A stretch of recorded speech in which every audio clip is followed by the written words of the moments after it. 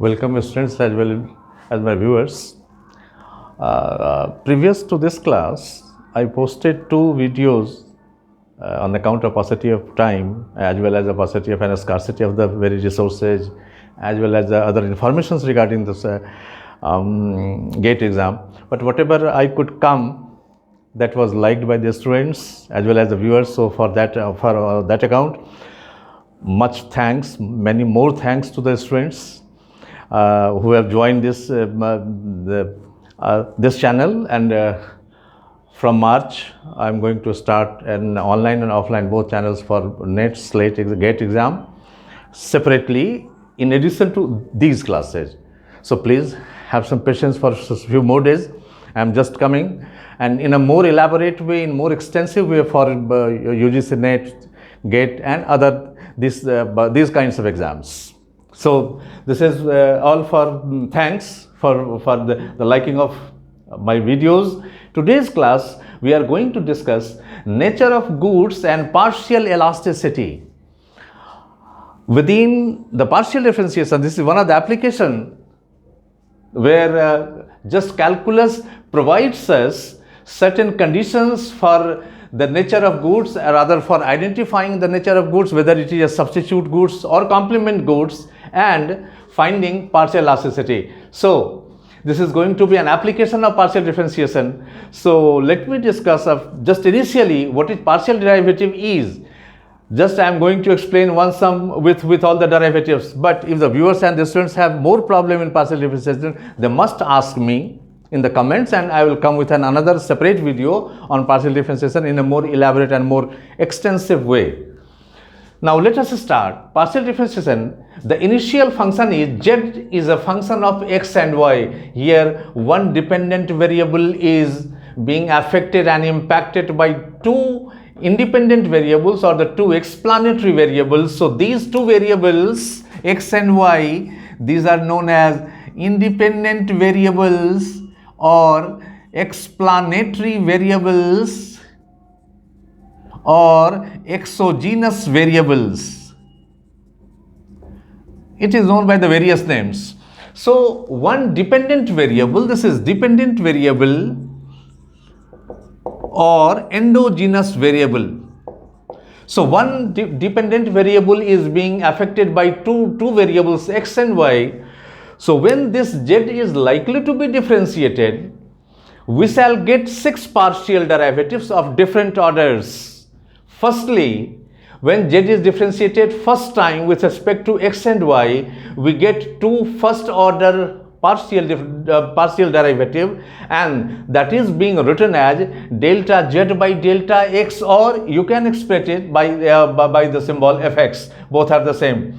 When just we calculate this delta z by delta x, y is constant, y is taken as a constant. This is first order partial derivative of z with respect to x, and this is delta z by delta y, delta z by delta y, this is fy. So these are the 2 first order partial derivatives. Now 2 second order partial derivatives. Delta square z by delta x square, z has been differentiated twice, and at both times it is being differentiated with respect to x. So this is what we express it, and or fxx. F is the original function f, and it has been differentiated twice with respect to x. Similarly, delta square z by delta y square, differentiation of y with respect to y twice. So these are the first and second order partial derivatives, and these two order derivatives was earlier also found when we investigate y is a function of x, simplest relation. But in case of partial differentiation, we have another partial derivative, that is 2 cross order partial derivatives. 2 cross order partial derivatives, and it is written as delta square z by delta x delta y, that is z has been differentiated twice, first time with respect to x and second time with respect to y. It is written as fxy. This is delta square z by delta y delta x. Order has been reversed. Here first time it was x, now it has become y. So first time with respect to y and secondly with respect to x, fyx, and there is an important theorem in partial differentiation known by the name Young's theorem. This says that these two cross partial derivatives are always similar, that is fxy equals fyx. So this is what about the different partial derivatives obtainable from this function. Now let us see these all derivatives by taking a simplest example. Let z equals x to the power 5, y to the power 6. Absolutely it is a function of x and y. Now we are going to derive all these 6 derivatives. Fx, when it is differentiated with respect to x, y is taken as a constant. It will remain as it is, only x is differentiated. So x to the power 5, when differentiated, it becomes 5x4, first rule of differentiation. Fy, similarly, now z is differentiated with respect to y, x has to be kept constant, simply y is differentiated, so y6 becomes 6y5. These are the two first order partial differentiation. Now fxx says that fx has to be differentiated once more with respect to x. So this is fxx. Once again it will be differentiated with respect to x. So 5x4 becomes 20x cube, y to the power 6, it will remain there as it is. And fyy, now fy has to be differentiated once more with respect to y. Fyy, so 6 into 5, 30, x is constant and y to the power 4. This is second order partial derivative of respect to x and y. Now the cross partial derivatives. Fxy explains that above somewhere we have fx which has to be differentiated with respect to y. Mind it, this fx is going to be differentiated with respect to y. So 5 into 6, 30, x to the power 4, y to the power 5. This is fxy. Now fyx, this fy has to be differentiated with respect to y, x rather. So 6 into 5, 30, x to the power 4, y to the power 5, and this proves Young's theorem. So this is how we just with this function we get all these 6 derivatives, and when it becomes an economic function, let it is a production function k and l, there we shall have fk, that will be marginal productivity of fk, fl marginal productivity of mpl, likewise. So the same, these all will be converted into an economic function. Today this is going to be applied when we shall try to find the conditions for identifying the nature of goods and for finding their partial elasticities. So just we are coming off and x2 is now we are going to investigate the initial conditions for identifying the two related goods, whether they are related or not. Now so to investigate about the related goods, let us see what is about the independent goods. Now suppose there are two goods in the market, x1 and x2. These two have their own prices, p1 and p2. Now if the demand function of x1 is p1 as a function of x1 or x1 is a function of p1, and here x2 is only dependent or related with its own price, or x2 is a function of p2, then we may say that x1 and x2 are absolutely independent goods, because the demand of x1 is not depending in any way on the price of x2, or the demand of x2 is not depending upon the price of x1, that is p1. So when we have the demand functions like this, we say that x1 and x2 are the independent goods. Now what happens about in the case of related goods, if x1 is the function of p1 and p2, now see what has changed right here. The demand of first x1 commodity is dependent upon its own price as well as the price of some another commodity x2, that is p2. Similarly, the demand of x2 is a very function of its own price p2 as well as the price of any other related goods p1. So if demand functions appear in this way, then we say that x1 and x2 are related goods. Now if x1 and x2 have become related, then what could be the possibilities? Economics investigate that in case of relation between the two goods, we have two options. Either the goods may be substitute or competitive, like fish and mutton. I have taken an example to show that fish and mutton are the substitute or competitive goods, and secondly there are complementary goods like petrol and automobile. Without petrol, automobile cannot work, or without automobile, petrol is of no use for the time being. So this is substitute example, and this is complementary example. Now, before we enter into the calculus, now let us see what happens when the price of substitute goods or the complementary goods rises or falls. It is substitute goods, it is complementary goods. Now, let price has increased, price rise. Initially, demand curve of fish was this one, DF. Now, let price of mutton has increased. What will happen? If the price of mutton has increased, then the fish price remaining constant at P1, demand will increase, and for that the demand curve of fish had shifted rightwards to D-F.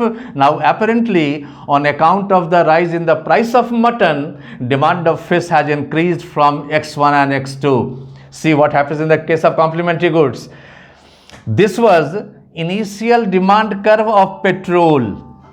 Demand curve of petrol, this was the initial demand curve. If the price of automobile has increased, then the demand of petrol will come down, and for that the demand curve of petrol has shifted to the left in case of increase in the price of complementary goods. So just reverse is the case. In case of substitute goods, on account of price rise, demand curve shifts to the right, and in case of complementary goods, on account of price rise, demand curve shifts to the left. Now what happens when price of falls? Let the initial demand curve of fish was DF. Now the price of mutton has reduced. What will happen? Price remaining constant, fish demand will come down, and for that the demand curve of fish will shift to the left, and the demand, what we earlier it was X2 and now it has become X1. And in case of price falls, when the price of automobile has decreased or reduced, the demand curve of petrol has shifted to the right, because demand of petrol will increase, shoot, and so initially it was OX1 demand and now it has gone to OX2 demand. So what it is clear that in case of substitute goods, when the price of substitute rises, demand of another good increases, and it is just reverse in this case. These conditions we are going to show with the help of calculus.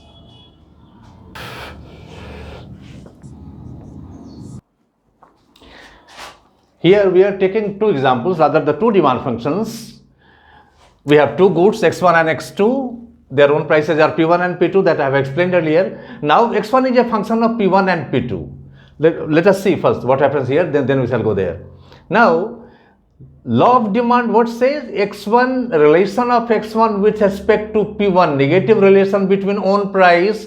So delta X1 by delta P1 has to be negative, first thing. Secondly, now regarding the nature of goods, we shall have to see what happens to the demand of X1 when the price of X2 changes, and price of X2 is P2. So there we shall have to calculate the first derivative of X1 with respect to P2. So if delta X1 by delta P2 is positive, number two, if delta X1 by delta P2 is positive, what does it mean? That if the price of X2 increases, demand of X1 increases, and this only happens in the case of substitute goods. Now, if delta X1 by delta P2 is negative, delta X1 by negative, then it says that both are the complementary goods. Now, as for elasticity, here we can have two elasticities. One elasticity with respect to own price, that is the price elasticity, and another elasticity with respect to the price of some another commodity P2, that is cross elasticity. Now, regarding elasticity, students, one thing I would like to explain, that in whole of the carrier, wherever you go to calculate elasticity of any function of any kind, if elasticity has to be calculated, come on, mathematics, This is the relationship y is a function of x. Now here what we can calculate, elasticity of y with respect to x. Now the formula says that this is the ratio of percentage change in dependent variable divided by percentage change in independent variable. Here dependent variable is y, so this is percentage change in y divided by percentage change in x. Now this percentage change in y is being calculated, change in y divided by initial y. This is percentage change in y, and this percentage change in x dx divided by initial x. Now when it is rearranged, it becomes dy by dx upon y by x. This dy by dx is being called marginal function, and this y by x is known as the average function. This absolute formula is used anywhere and everywhere, and wherever you go to find elasticity. Now here we are going to calculate elasticity of x1 with respect to own price P1. This is price elasticity. Once again, x1 with respect to P1. So we may call it E11, marginal function by average function. Now here marginal function would be delta x1 by delta P1, and average function would be x1 by P1. And cross elasticity, once again, elasticity of x1 with respect to prices of some another commodity P2. So x1 and P2. So it is E12, and this is marginal function by average function, delta x1 by delta P2 and divided by x1 by P2. So all things are being explained here. Now if the demand function is x2 is a function of P1 and P2, this is law of demand, that own with own price inverse relation. Now nature of goods.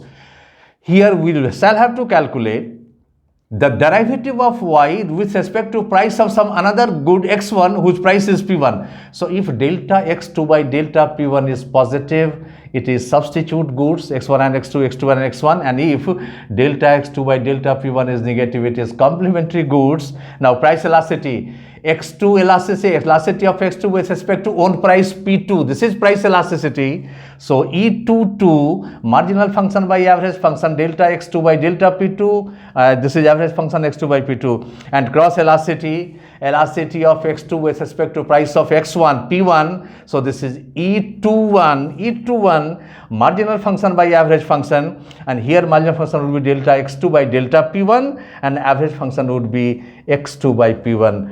This is what the conditions are being provided by the calculus. Now I am going to take a numerical example and I am going to show all these things. This is the demand function of any commodity x1, and absolutely x1 is a function of P1 and P2. P2 is the price of some another commodity x2, P1 happens to be its own price. Now here has been asked, find the nature of goods.